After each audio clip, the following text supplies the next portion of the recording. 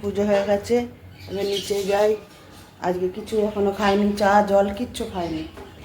চলো চলে লাড্ডু চ, লাড্ডু চ, লাড্ডু চ। লাড্ডু আমি যতক্ষণ না যাব লাড্ডু ততক্ষণ যাবে না, জানো তো। চলো চলো লাড্ডু, চলো চলো।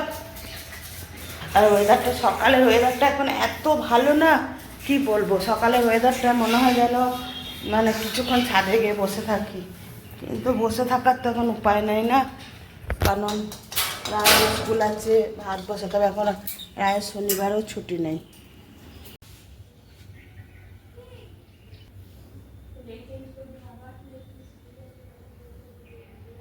হ্যাঁ দেখো, রান্নাঘরে চলে এসেছি। তোমাদের বললাম পুজো টুজো করলাম, করে রান্নাঘরে এলাম, চা খেলাম, চা করলাম, চা খেলাম, দিয়ে তোমার রান্না বসিয়ে দিয়েছি। এখন রান্নাটা তাড়াতাড়ি হয়ে যাচ্ছে, তো খুব ভালো লাগছে জানো তো। কারণ গরমকালে জানো তো, তাড়াতাড়ি রান্না হয়ে গেলে না খুব মানে ভালো লাগে, বেলা পর্যন্ত রান্না করতে ইচ্ছা যায় না। দিয়ে হাজব্যান্ড কদিন ধরেই বলছে যে একটু ধোকার তরকারি করবে। সেই বেড়াতে গিয়ে সুমন করেছিল, মানে আমাদের যে ট্যুর নিয়ে গেছিলো, ওর ধোকার তরকারিটা খুব ভালো লেগেছে। দিয়ে আমি সুমনকে জিজ্ঞেস করলাম, যেমন তুমি কি প্যাকেট ধোকা কিনে নিয়ে এসে করেছো? না তো, বলছে না কাকিমা, আমরা এখানেই বানিয়ে করেছি। তাহলে দেখো, ছোলার ডাল ওখানে নিয়ে গিয়ে ভিজিয়ে দিল রাত্রেবেলা, দিয়েছে এটা পেস্ট করে বানিয়ে করেছে। ও যে রান্না করে অশোক, ও খুব মানে ভালো রান্না করে জানো তো, খুব সুন্দর রান্না, মানে ঘরোয়া রান্না করে। দিয়ে তোমার আমি আবার ছোলার ডালটা সকালে এসে ভিজে দিলাম। কাল রাত্রেবেলা ভিজবো বলে ভুলে গেছি, কিন্তু সকালে ভিজে দিলাম। রাই তো খাবে না, মানে আমরা একটু বেলা করে করলে অসুবিধা নাই কো। দিয়ে তোমার আর একটু ভাবছি পটল পোস্ত করব। দেখা যাক কী রান্না করবো জানো তো, ভেবে পাই না। তারপরে মানে রান্না করতে করতে ঠিক আছে। আর হাজব্যান্ড রুটি কালকে রাত্রেবেলা করে রেখেছি, একটু ছোলার ডাল করে দিই, কারণ কালকে ভেন্ডি করে দিয়েছিলাম, ভেন্ডি ভাজা দিয়ে মানে রসা রসা করে দিলাম, ওই দিয়ে রুটি খেয়েছিল। আজকে একটু ছোলার ডাল সিদ্ধ করতে দিয়ে দিই, তাহলে ওই দিয়েও খেয়ে নেবে। আর ভাতটা বসিয়ে দিয়েছি, চলো তাহলে ছোলার ডালটা ভিজিয়ে দিগা, মানে ভিজিয়ে ধুয়ে চাপিয়ে দিগা। জানো তো, সমস্ত মুদিখানা মাল নিয়ে এসেছে, সব সে কোটো বাটা পরিষ্কার করে, যেখানে মুদিখানা রাখি সেগুলো পরিষ্কার করে, তারপরে সব কোটো সব মুদিখানা মাল বেশিরভাগ ভরে নিয়েছি। মানে যেগুলো ডবল ডবল আছে সেগুলো একটা করে রেখে দিয়েছি, আর যেগুলো একটা করে আছে সব ভরে নিয়েছি। দিয়ে তারপরে কত বেলা হয়ে গেল জানো তো, মানে দুপুরে লাঞ্চ করতে, তারপরে তোমার স্নান করতে অনেক দেরি হয়ে গেল। আর এখন তো তোমাদের বলেছি দুবার করে স্নান করি। সকালবেলায় বাসি কাপড়টা কেচে নিই, কেচে গায়ে একটু জল ঢেলে নিই, যে একটু স্নান করে নিই, দিয়ে তারপরে পুজো করি। এখন মানে ভালো করে স্নান করার সময় হয়ে ওঠে না, করিও না, কারণ বেলায় একবার ভালো করে স্নান করি। আর এখন তো গরম পড়লে তো কতবার স্নান করবো তার ঠিক নাই, গরম করলেই স্নান করতে হবে, কিছু করার নেই। সবসময় তো এসির তলায় বসে থাকবো না। চলো তাহলে ডালটা ভিজিয়ে দিই, তোমাদের দেখাই একটু। বললাম ছোলার ডাল করব, ছোলার ডাল করব না, কারণ যেহেতু ছোলার ডাল ভিজিয়ে ধোকা করছি, তো আবার ছোলার ডাল দুটো ভালো লাগবে না। আর দেখো, অরলের ডালটা রোদে দিয়েছিলাম, 250 আনিয়েছি, বেশি আনাইনি, কারণ অরলের ডাল আমি খুব একটা খেতে ভালোবাসি না। হাজব্যান্ড খেতে ভালোবাসে, হাজব্যান্ড খাবে আর মেয়ে খাবে, তাহলে ওদের জন্য করে দিয়ে একটু ভালো করে ধুয়ে প্রেসার কুকারে সিটি দেবো না, মানে শোষো করবে আর অফ করে দেবো। অরল ডালটা রোদে দিয়েছিলাম, 250 এনেছে, বেশি আনে নাই। আমি বেশি আনতে বারণ করি, কারণ আমি অরলের ডাল খেতে খুব একটা ভালোবাসি না। কিন্তু আমার বড় মেয়ে আর হাজব্যান্ড খেতে খুব ভালোবাসে, ভাত দিয়েও একটু খাবে, বেশি করে একটু করে দিই, 2 কাপ নিই। আর অরলের ডাল জানো তো, একটু মোটা পাড়া না হলে না ভালো লাগে না। এই যে এটা করে দিই, আর এটা একদিন হবে আমরা। আর দেখো, ছোলার ডালটা ভিজিয়ে রেখেছি, সকালে ভিজিয়েছি, এখন ভালো ভেজে নাই, এটা ভিজুক। আর দেখো, অরলের ডালটা একটু জল দিয়ে ধুয়ে দিই ভালো করে, সেদ্ধ করতে।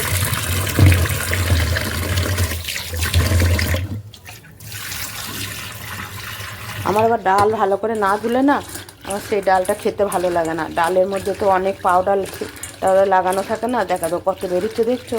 আর ডালটা না, এটা আগের মাসের ডাল, এটা এই মাসের নয়, এই মাসে ওই জন্য আনাইনি কো। হাজবেন্ড বললে আনবো, আমি না শোনো, লাগলে তখন নিয়ে আসবে, এখন এটা দিয়ে হয়ে যায়। একটা থেকে পোকাও দেখো মনে হলো যেন লেগে যাই, কালো কালো করা। আর আমি অনেকবার ডালটাকে ধুই জানো তো, এক হাতে ক্যামেরা ধরে ভিডিওটা করছি, তো অসুবিধা একটু হচ্ছে, কিন্তু কিছু করার নেই। এখানে স্ট্যান্ড লাগানোর জায়গাটা খুব শর্ট, এটা একটু ভিজানো থাক, দিয়ে দেবো। আর এই যে প্রেসার কুকার বসিয়ে দিয়েছি, দেখো, তাহলে জল দিই। আর দেখো, গরম জল হয়েছে, এই গরম জলই তুলে তুলে দিয়ে দিই।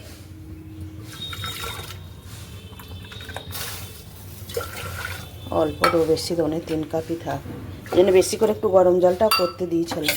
এবার ভাতে চালটা ধুয়ে দিয়ে দেবো, দেখো জলটা আছে, ডালটা ভালো করে ধোয়া হয়ে গেছে, ডালটা দিয়ে দিই। ডালটা দিয়ে দিলাম, একটু তেল দিয়ে দিই, নাহলে তো আবার সে ভর ভর ভর ভর করে উঠবে। আবার একটু তেল দিয়ে দিচ্ছে, দেখো।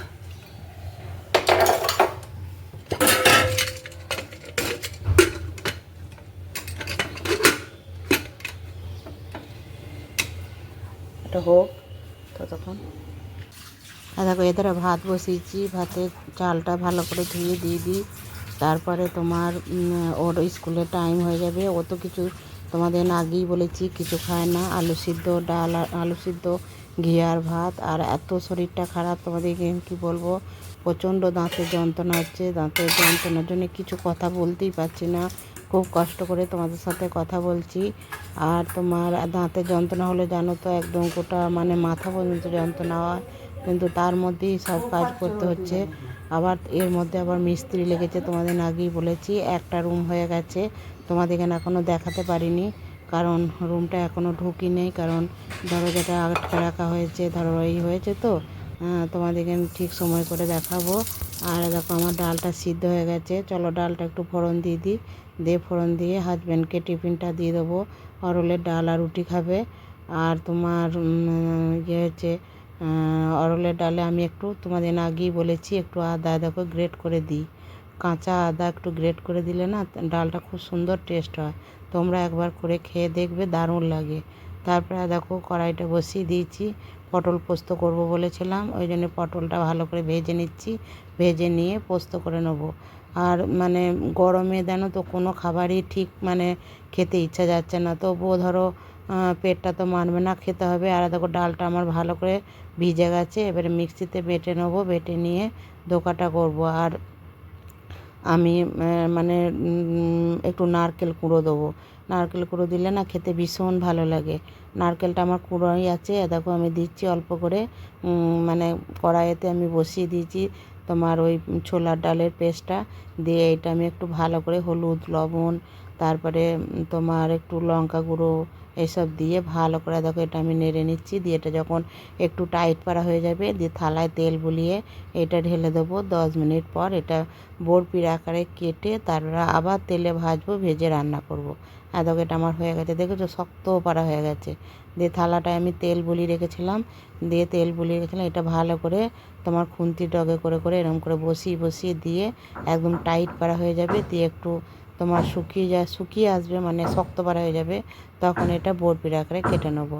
আর তোমরা শুনতে পাচ্ছ, দেখো কথা বলবো কি, ঘরে কাজ হচ্ছে, আজকে বাথরুমের কাজ হচ্ছে জানো তো।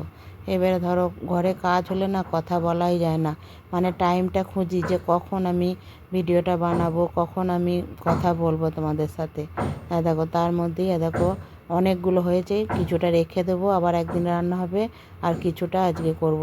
বললাম না হাজব্যান্ড পাগল করে দিচ্ছিলো, কবে ধোকার তরকারি, কবে ধোকার তরকারি। আসলে কি বলো তো, সময় লাগে, অনেকটা সময় লাগে ধোকা বানানো, ধোকা ভাজিয়ে তরকারি করা অনেকটা।